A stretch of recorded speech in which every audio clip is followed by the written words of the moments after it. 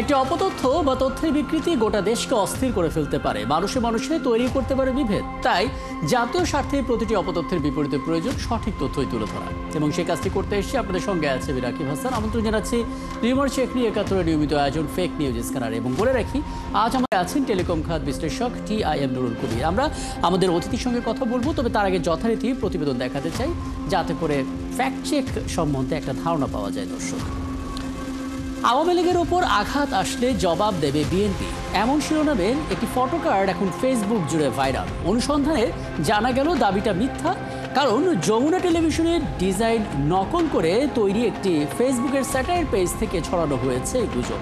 ওদিকে জনতার দেয়া আগুনে পুড়তে থাকা নেপালের ক্ষমতাচ্যুত প্রধানমন্ত্রীর বাসভবনের যে ভিডিও, সেই ভিডিওকে বাংলাদেশের ফরিদপুরের ভাঙার সার্কিট হাউসের হামলা বলে চালিয়ে দেওয়া হলো। এখানে শেষ নয়, তাহিরি হুজুরকে গ্রেফতার করল পুলিশ, এমন মিথ্যা দাবিতেও ছড়ানো হয়েছে ভিডিও, এবং সেখানেও ছিল উস্কানি। দর্শক, চলুন আমরা কয়েকটা ফ্যাক্ট চেক দেখিনি, তারপর আলাপে যাব।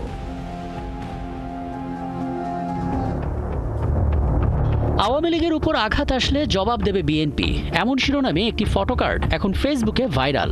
সেখানে দাবি করা হয়েছে এই মন্তব্য নাকি করেছেন বিএনপির সিনিয়র যুগ্ম মহাসচিব রুহুল কবির রিজভী। প্রায় ৩৫০০-এর উপর শেয়ার হওয়া এই ফটোকার্ডটি যে নকল, সেটা বেরিয়ে এলো ফ্যাক্ট চেক করে।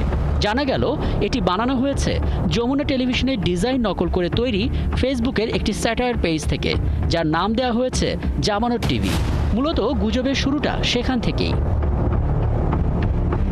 গতকাল তাহেরি হুজুরকে গ্রেফতার করল পুলিশ, এমন ক্যাপশনে দুদিন ধরে একটি ভিডিও ইন্টারনেটের বিভিন্ন প্ল্যাটফর্মে প্রচার করা হচ্ছে।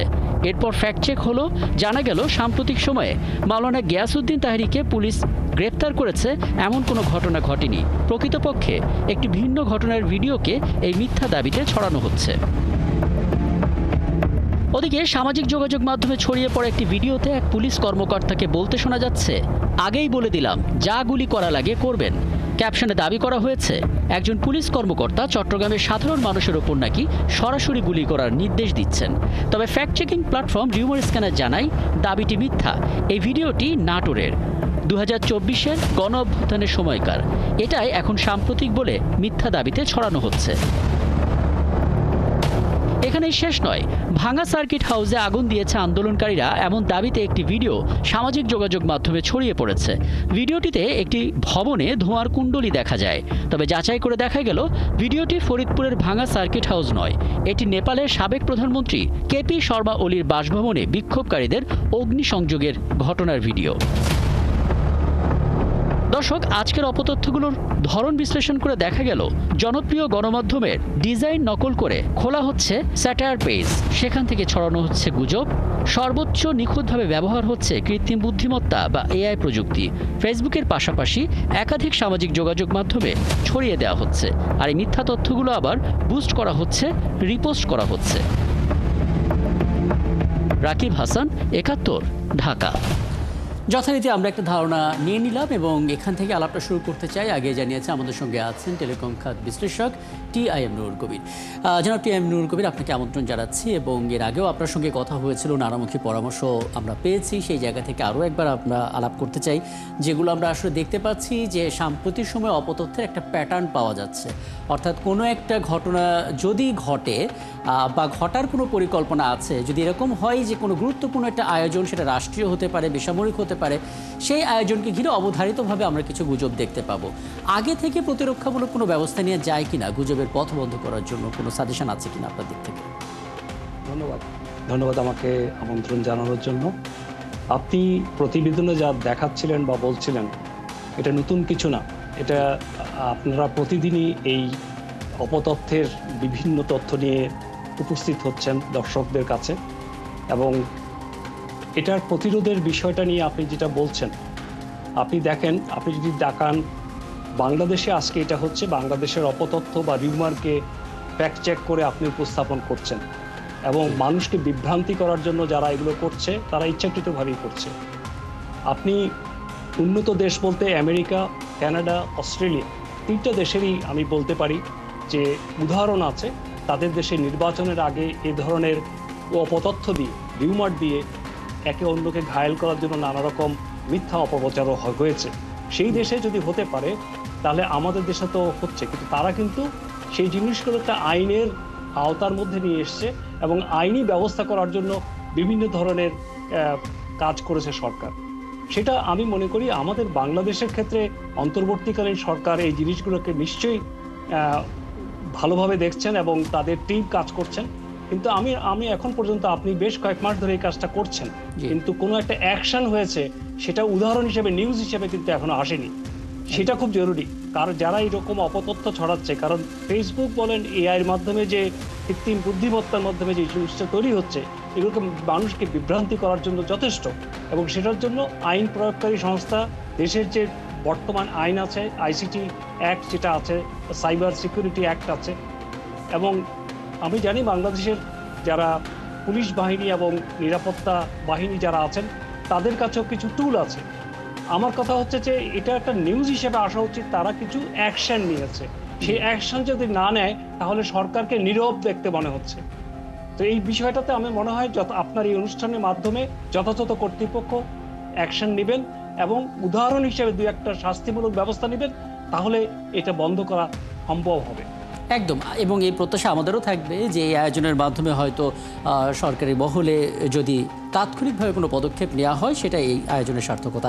একটা বিষয় একটু বলবেন, মানে আমরা তো উন্নত দেশগুলোর রেফারেন্স বিভিন্ন সময় তুলে ধরি এবং আমরাও চাই সেভাবেই আইনগত প্রক্রিয়ায় একটা সলিউশন আসুক, কিন্তু তাদের দেশে যে আইনি পরিকাঠামো এবং তাদের দেশে মেটা কিংবা গুগলের মতো টেক জায়ান্টদের অফিস থাকা, আমাদের এখানে দুটোই কোনোটাই কিন্তু নেই। এই বাস্তবতায় আইনটা কিভাবে প্রয়োগ করা যায় আসলে? এই বিষয়টা আসলে খুব গুরুত্বপূর্ণ, কারণ যতগুলো টেক জায়ান্ট আছেন, আপনার ফেসবুক, মেটা বলেন, গুগল বলেন, টুইটার বলেন, তারপরে টিকটক বলেন, এই সবগুলো সোশ্যাল মিডিয়ার অফিস কিন্তু আমেরিকাতে, এবং তারা অনেক সময় অন্য দেশের আইনের উপরে তারা তোয়াক্কা করে না। এই বিষয়ে অন্যান্য দেশ কি পদক্ষেপ নিয়েছে তার একটা উদাহরণ বলি, আমাদেরকে সেটা নেওয়ার দরকার আছে। যেমন ইন্ডিয়া তাদের ইন্ডিয়ান আইনে তাদের সাথে বসেছে এবং তারা সেইভাবে মেটাকে বলেছে, মেটা তাদের সাথে সেভাবে আলোচনা করে একটা রূপরেখা তৈরি করেছে কিভাবে তারা তাদের কালচার এবং আইনের সাথে যুক্ত হবে। আমরা কিন্তু সেটা সফল হইনি এখনো। আমাদের অনেক দেশ আছে তারা সফল হয়নি। আমাদের উচিত আমাদের পররাষ্ট্র মন্ত্রণালয়ের মাধ্যমে এবং আমেরিকান কমার্স মিনিস্ট্রি বা কমার্স ডিপার্টমেন্ট অফ কমার্সের সাথে আলোচনা করে তাটা এই সংগঠনগুলো বা এই প্রতিষ্ঠানগুলোর ব্যাপারে আমাদের কনসার্ন জানানো, অফিসিয়ালি ডিপ্লোম্যাটিক কনসার্ন, তার মাধ্যমে যদি আমাদের ব্যবসায়িক এই সাপোর্টটা তারা না দেয়, তাহলে আমাদের গেটওয়ে থেকে এগুলোকে বন্ধ করে দেওয়ার ব্যবস্থা করা উচিত এবং সেই ব্যাপারে যথাযথ পদক্ষেপ নেওয়ার সুযোগ আছে। আমরা ডিপ্লোম্যাটিক চ্যানেলে এবং আইনি চ্যানেলে এবং কমার্স, এবং এখানে বাংলাদেশের ইউএস এমবেসি আছে, এমবেসিকেও এই বিষয়ে ইনভলভ করা উচিত। শুধুমাত্র ওদের সাথে কথা বললে হবে না। জি, আমরা প্রায় একটা কথা বলতে শুনি যে আসলে যেই অপরাধগুলো টেকনোলজির উপরে ভিত্তি করে তৈরি হয় সেগুলোর পথ বন্ধ করতে গেলে নতুন অনেক পথ তৈরি হয়ে যায়। কাজেই সেই পথগুলো বন্ধ করার জন্য আমাদের দরকার আইনি প্রয়োগের পাশাপাশি পর্যাপ্ত প্রশিক্ষণ। আপনার মনে হয় কিনা সেই প্রশিক্ষণের ক্ষেত্রে আমাদের একটা বড় ধরনের কাজের সুযোগ রয়েছে, বিশেষ করে তরুণদেরকে সেই সঙ্গে যুক্ত করা? অবশ্যই আমি মনে করি তরুণরা অনেক এক্সাইটেড, এবং এই বাংলাদেশের তরুণদের কেন সারা পৃথিবীতে জেনজি বা অন্য যারা আছে মিলেনিয়াম, এরা কিন্তু অফুরন্ত শক্তি আছে তাদের টেকনোলজির উপরে এবং তারা এগুলো অ্যাডাপ্ট করতে চায়। তাদেরকে পজিটিভ ট্রেনিংটা দেওয়া উচিত, সেফ ইন্টারনেট ইউজ এর উপরে যথাযথ প্রশিক্ষণ দেওয়া উচিত, কারণ ইন্টারনেটে আমাদের অবারিত সম্ভাবনা আছে, আবার বিপদও আছে। তো এই বিষয়ে প্রশিক্ষণ দরকার এবং ফেক নিউজ আইডেন্টিফাই করার জন্য যেটা দরকার সেটা হচ্ছে সবচেয়ে বড় কথা। আপনার মাধ্যমে দর্শক শ্রোতাকে বলতে চাই যে সোশ্যাল মিডিয়া কোনো মিডিয়া না। সোশ্যাল মিডিয়া হচ্ছে একটা বিনোদন বা অন্য কিছু হতে পারে। প্রকৃত মিডিয়া যেটা, সেই রিয়েল মিডিয়াকে সাথে রিভার্স চেকিং করে যদি আপনি দেখেন যে যে নিউজটা আপনি সোশ্যাল মিডিয়াতে দেখছেন সেটা মূল মিডিয়াতে নাই, তাহলে ধরে নেবেন এটা কোনো নিউজ না। সো সোশ্যাল মিডিয়াকে বেসিক নিউজ হিসেবে কখনোই দেখা উচিত না। এবং আমরা আসলে আপনাদের মতো বিশেষজ্ঞদের কাছ থেকে বারবার এই বার্তাটাই পাই, যারা সাধারণ উদ্দেশ্যে বলেন যে সোশ্যাল মিডিয়ার খবরগুলোকে খুব শক্তভাবে বিশ্বাস না করে মূল যে গণমাধ্যম আছে সেগুলো বিশ্বাস করা। কিন্তু আমরা যারা মূলধারা গণমাধ্যমে কাজ করি তারাও কিন্তু সাফার করছি। কারণ আপনি হয়তো দেখবেন আজকে যেটা আমরা লিড করেছি যে যমুনা টেলিভিশনের ডিজাইন নকল করে সেটা দিয়ে একটা স্যাটায়ার পেজ খোলা হয়েছে। একাত্তর টেলিভিশনে প্রায় একাধিক স্যাটায়ার পেজ আছে যেগুলোর সঙ্গে একাত্তর টেলিভিশন সম্পৃক্ত না, কিন্তু ওই লোগো ওই ডিজাইন ব্যবহার করে নামটাকে বদলে দিয়ে এমনভাবে ফটোকার্ডগুলো তৈরি করছে যেটা হঠাৎ দেখলে মানুষ বিশ্বাসও করে ফেলছে। এই জায়গাটাতে করণীয় কি আসলে? এখানে যেটা হচ্ছে, আমাদের সম্প্রচার মন্ত্রণালয় আছে এবং আমাদের আইনি কাঠামো আছে, আমাদের আইসিটি মন্ত্রণালয় আছে। আমি আশা করছি তাদের কেউ না কেউ এটা দেখছেন। আমার মনে হয় তারা সমন্বিতভাবে কাজ করা উচিত এবং এই সমস্ত আইপিগুলোকে আইডেন্টিফাই করা উচিত। টেকনোলজিক্যালি কারা করছে এটা কোনো কঠিন কাজ না। এখন সেই আইপিকে ট্র্যাক করে তাদেরকে শাস্তির আওতায় নিয়ে আসা হোক, তাহলে দেখবেন এই ধরনের ফেক নিউজের কার্ড আর তৈরি হবে না। এবং এখন থেকে বেশি করে প্রচার করতে হবে, জনমত তৈরি করতে হবে এবং মানুষকে অ্যাওয়্যার করার জন্য বারবার সবগুলো টেলিভিশনে কাজ করা উচিত এবং একটা সেল গঠন করা উচিত, সেন্ট্রালি একটা সেল গঠন করা উচিত। এবং আপনারা যেমন আপনাদের, আমি সাধুবাদ জানাবো একাত্তর টিভিকে, আপনারা নিয়মিতভাবে মানুষকে উজ্জীবিত করছেন, মানুষকে জানাচ্ছেন, ইনফর্ম করছেন।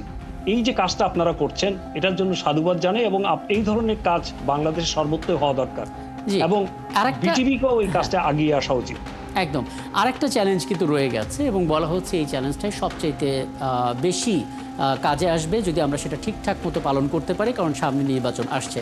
সেটি হচ্ছে যারা আসলে ইয়াংরা, যুবকরা, জেনজের যাদেরকে আপনি বলছেন, তারা খুব দ্রুত হয়তো এই টেকনোলজিটা বুঝে ফেলবে, কিন্তু স্মার্টফোন তো একেবারে প্রান্তিক অঞ্চলের মানুষের কাছেও আছে যাদের হয়তো অক্ষর জ্ঞান নেই, কিন্তু স্মার্টফোনটাতে কিভাবে আসলে সোশ্যাল মিডিয়া স্ক্রল করতে হয় সেই দক্ষতাটা তাদের মধ্যে চলে এসছে। তাদের কাছে আসলে তথ্য অপতথ্যের পার্থক্যটা কিভাবে আমরা বোঝাতে পারি? এটা আমি যেটা বলছি, আপনার একদম খুব ইম্পর্টেন্ট একটা জায়গায় আমাকে প্রশ্নটা করলেন। প্রান্তিক পর্যায়ে মানুষরা আমাদের স্মার্টফোনের ইন্টারনেট কানেক্টিভিটির মাধ্যমে নানা হরেক রকম জিনিস দেখেন তারা, এবং অনেক এক্সাইটেড হন, বিভিন্ন ধরনের বড় বড় হেডলাইন দেখে ক্লিক করেন। আমি তাদেরকে বলবো, আপনারা এই ধরনের ক্লিক করলে লসটা আপনাদের। কেন? কারণ ওই ক্লিক করার মাধ্যমে আরেকজন মনিটাইজ করছে, আরেকজনের লাভবান হচ্ছে। আপনাদের উচিত এই ধরনের বিনোদনমূলক, এই ধরনের অপতথ্যমূলক জিনিসগুলোকে দেখার আগে 3বার 4বার চেক করা উচিত। কারণ আমরা একজন ভালো নাগরিক হিসেবে আমাদের উচিত যে আমরা যাতে যে ইন্টারনেটের সুবিধাটা পাচ্ছি সেটাকে সঠিক ব্যবহার করা এবং প্রান্তিক পর্যায়ে মানুষের কাছে পৌঁছানোর জন্য আমি বলবো পাবলিক অ্যাডমিনিস্ট্রেশন যাতে আমাদের আছে, তারা তো সব ডিসিএসপির কাছে এই প্রশিক্ষণ দেয়, ডিসিএসপিকে, যে কিভাবে ফেক নিউজকে আইডেন্টিফাই করবে এবং কিভাবে প্রান্তিক পর্যায়ে মানুষকে সেবা দান করবে। এটাও কিন্তু একটা কাজ। একদম, এগুলো সবই কিন্তু খুব দরকার আমি মনে করি। অনেক ধন্যবাদ এবং নিশ্চয়ই সামনের কোনো আয়োজনে এখান থেকে আমরা আলাপটা শুরু করবো। অনেক ধন্যবাদ আমাকে সময়টা দেওয়ার জন্য। টেলিকম খাত বিশ্লেষক টিআইএম নুরুল কবির আমাদের সঙ্গে ছিলেন।